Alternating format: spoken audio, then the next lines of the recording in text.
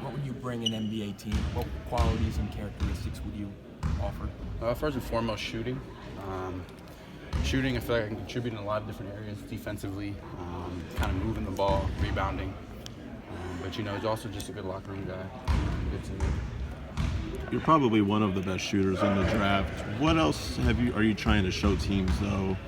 Because we know you're such a great shooter, but what have been some of your off-season, what you want to improve on? Ball handling's a big one. I didn't really have the ball in my hands all that much. My guy usually swung it, shot it, maybe drove to the hoop. So, being able to show that I can be a secondary ball handler is big. Athleticism is something that I want to show these front offices and coaches, and just working on my body, just working on everything overall. And where do you feel like you rank among the top shooters in this draft class? Personally, I feel like I'm at the top, but you ask anybody, and they're going to say they're at the top. But in my mind, I'm the best. Who are some of the teams that you've already worked out with or will work out with? Man, I got a bunch. I couldn't even begin to think of them. It's a bunch, though. Okay. What are the impressions that this Magic staff left on you? Obviously, it's a two-way street. What are the impressions you got of this franchise? I really liked them. I liked the coaches and the front office guys when I met with them at the combine.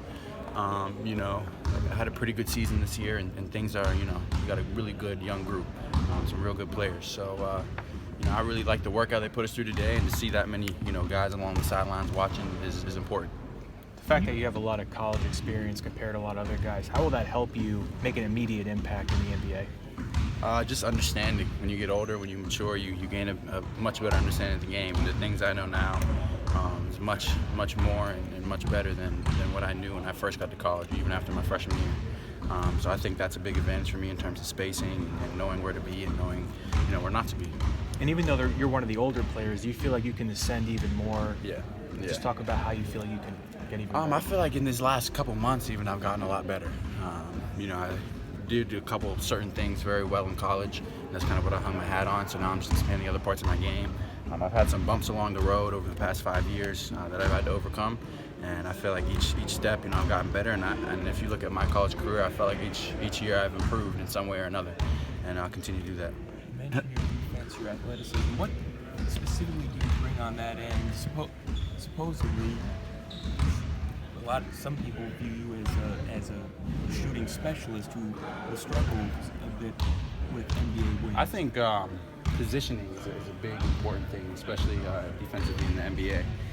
I think I understand those concepts well, and as I continue to increase athleticism, continue to increase my foot speed, it'll just ascend a little bit more. I feel like this year in college, defensively, I was much better than the previous years, and that improvement will continue to go up also. Have you gone through the pre-draft process before this year? No. Last year I had some procedures done, and it took me out of kind of everything for that summer, and I just spent a lot of time rehabbing, so I didn't go through it. What have your overall impressions been of this process, as you start to work out with teams and going through the combine? I'm just trying to enjoy it. It's a great opportunity. It's a lot of fun. It's really an honor to be, in the gym working out with these guys and these coaches and everything. It's special, so I'm just trying to enjoy it. Do you have any friendships of players that are currently on the Magic roster? No, I don't. Who are some of the people who have been most influential in your life? I'd say my parents, my full family, actually. Some of my coaches along the way, especially Coach Williams and the Carolina staff these last 2 years. Have you always been a good shooter? Yeah, so when I was younger, I was always smaller. I didn't start growing until kind of end of high school, and I played up usually through middle school. And if everyone was 6 foot, 6'5", I was probably 5'6", 5'7". So I was always very small on the court, and so I just tried to find ways to contribute. And when I was younger and smaller, it was shooting. So as I got older on the level, if it was end of middle school or late in high school, I started doing more different things: posting up, driving, mid-range, being a primary ball handler. And then, when I got back to college, I was a little bit physically underdeveloped the most, so I was a shooter again. And then as my college career went on, you saw me do more things throughout that. So you went from 6'2" to 6'7", is that correct? Yeah, my junior year I was 6'2", sophomore year I was 5'11", freshman year I was 5'8". So between freshman year and senior year of high school, I grew about 11 inches. It took a toll on my body. It's kind of tough, but at the end of the day, it put me in this position now, so I can't complain.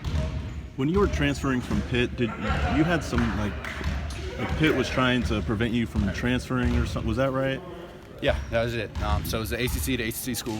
I thought because I graduated, I shouldn't have any restrictions. Not only did I graduate, my coach left. All but one of my teammates had left. So it was a completely different, organization than that I came into. So I just said it was in my best interest to go to another ACC school.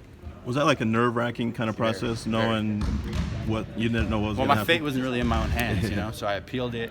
The appeal came back with kind of a half and half decision. I could go, but had to sit out a year. And then eventually we kind of got it to full. But that whole entire time frame where I was, just waiting it out to see what happened was a little bit nerve-wracking, but it all worked out. And when it finally did go through, how satisfied were you at that? Especially knowing you're going to North Carolina. I remember getting a phone call from the compliance officer. So it's ironic because the compliance officers that I was arguing against in the appeal, one of them had just taken a job at Oregon State maybe a week after. So he had 24 hours left on the job, and he called me and said, "We're giving you your full 2 years." And I said a quick prayer, put the phone down, took a nap. I was exhausted from it.